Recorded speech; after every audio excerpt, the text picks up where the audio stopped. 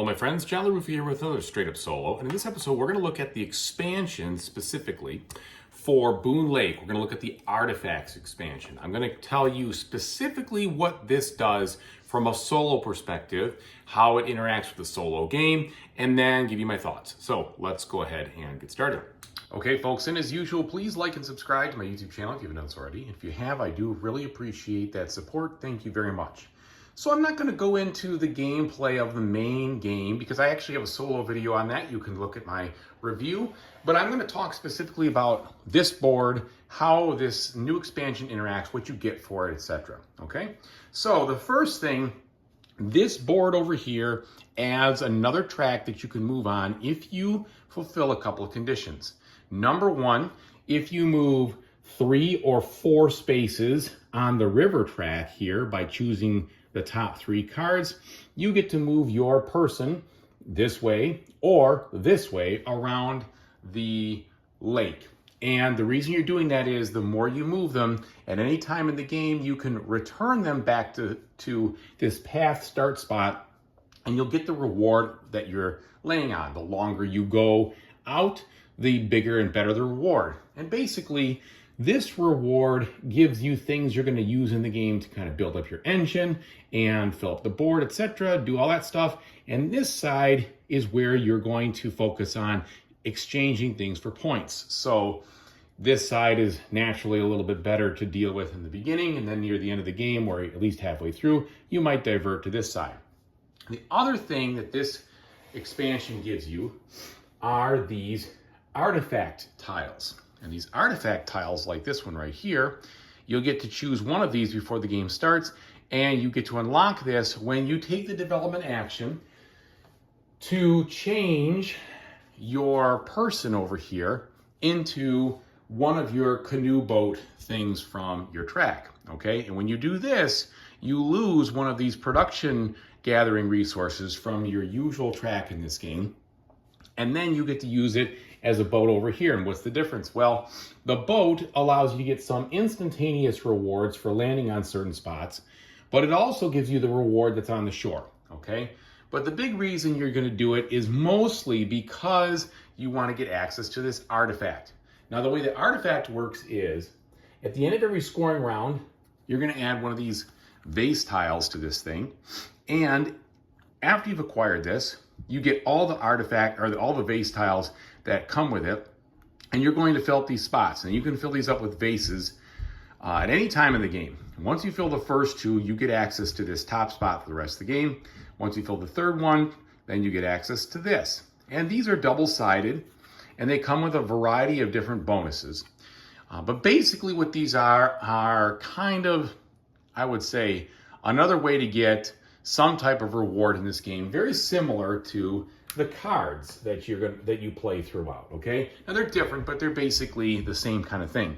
And if you remember, your cards that you'll have in your hand do all sorts of things, and you get a ton more cards now, to the point of having huge stacks of cards with this. So there are a lot of cards in this game now, 3 full large stacks worth, okay? The other thing that you get access to is if you overshoot and overachieve in one of these scoring sections, you can exchange your next level with one that's bigger. So for instance, in this game, when I fulfilled this little spot right there, I was actually on the end of the first interim scoring, I was already qualifying for the next one up. So I exchanged my 2 for a 4. And now the next time I place one, I'm going to place the 4 instead of the 2, and that would allow me to score more points, basically double the points I would normally score on that specific achievement. And you can exchange it for, like it's a 4, a 5, and even a 7. So you can get more points or lose more points off of those bottom rewards and conditions. So that's basically what this game is offering. More cards, this little track, I should say this expansion is offering, and ways to double up over here. Now, the good news about it is The AI does not really interact with any of these things. So if you understand how to play the base game really well, there is no change whatsoever in the way the AI takes its turns. However, in order to compensate for the additional scoring and things that you have here, now when you finish the game, however many cards are left in your stack, it's not just the B cards that give you the 10 points. The A cards, each of those also gives you gives them 4 points, pardon me, to kind of even out the situation. So it will score naturally more points unless you're able to, time it right so there's nothing left in that draw stack. But other than that, it does not really interact at all with any of these conditions, which is good because this game already had a lot going on and the AI already had a lot of different conditional things and such.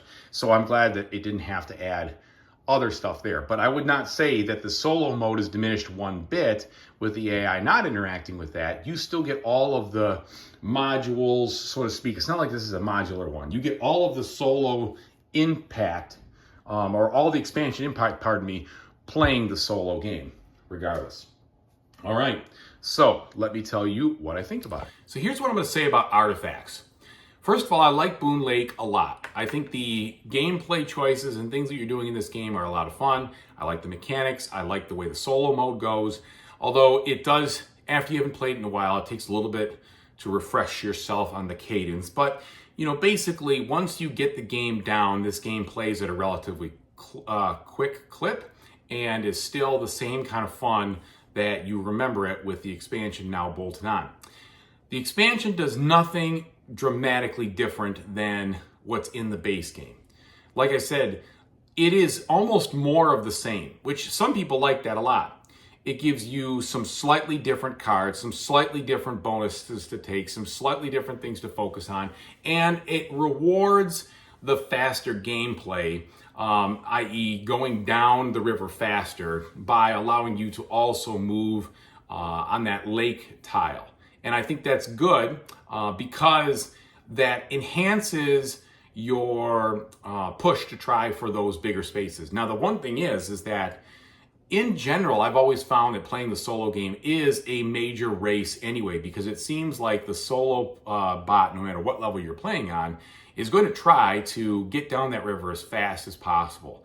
And so you're already playing a very fast-paced game. This I guess, will give you more maybe balancing incentives for that, so to speak, on your end. But there's nothing here that would change the feel of the race, of that breakneck pace of the bot just chugging down the river in this expansion. It does not offer or open up any other strategies that would reward a slower or a more turtled approach by any means. Okay, so in fact, it enhances the way to go the opposite of that. I don't really think this expansion is worth the money, to be honest. If this was a $20 expansion, I 100% think this would be worth the money. But I think, if I remember correctly, it was at least $30 or more dollars. It was relatively expensive. And I feel like what you got with it enhances the base gameplay, but it didn't blow me away with new content or something that gives me $30 worth of more enjoyment in Boonlake. I feel like the additional cards and the additional tiles and the additional artifacts, all those were still wrinkles on an already very full and nicely fleshed out mechanic of this game. So I honestly think one of the coolest things, or at least I would say the one thing that is the most different, I suppose, is probably the ability to overachieve to get even more points out of those things, because it adds a little bit more risk versus reward kind of deal. The lake is fine. The rewards are cool, but they're all more of the same, right? And same with the cards. The cards are all more of the same. Everything seems to be more of the same. The only difference, I guess, is there's some cards that you can hold for points or discard for an instant reward at any point after you built it. That's a little bit different too. So there's things like that, but they're all definitely in the same kind of feel as you've already gotten for the base game. So you're not getting a major new mechanic. You're not getting something that's going to blow you away to say, holy cow, it just breathes tons of new life. No, this gives you more of the same, which is fine, and many people like expansions that do that. It just adds to the variety of the game. And if you've played this game a lot and you feel like you've mastered the cards and you've kind of gotten into a groove or something like that, then maybe this would be okay. But for $30 or more dollars, I don't think there's enough value here, in my opinion, from a solo standpoint. And by the way, you don't lose anything at all by adding this to the solo. I mean, you get everything that's in the box. I just wish it was cheaper, I suppose. And maybe that's silly because, you know, times they are changing and things are a lot more expensive these days. But when you think about an expansion, I like to see, for 30 bucks, I like to see like a brand new mechanic or something that's much more different. And here, it didn't have that. So I'm gonna say that if you like Boonlake a lot, you love it, and you just want more of it, then this would be worth your time. But if you appreciate Boonlake and enjoy it, but have to be a little bit more frugal on what you spend your money on, or you're looking for something that's brand new that adds, you know, much more to a game, this expansion is probably not for you. So either way, I hope this is it's helpful. I certainly will be playing with it anytime I play Boonlake, because now I've rolled it in. It doesn't make any sense not to use it. It would never, and it doesn't feel necessarily like overwhelming. It's not like one of those expansions like, oh my gosh, I don't know, there was already so much in this game and now there's even more. It's still the same stuff, just a little bit more variety of it, but it does not increase the mind load on this or make the game any heavier or something like that. So that's what I think about it. I hope this was helpful for you.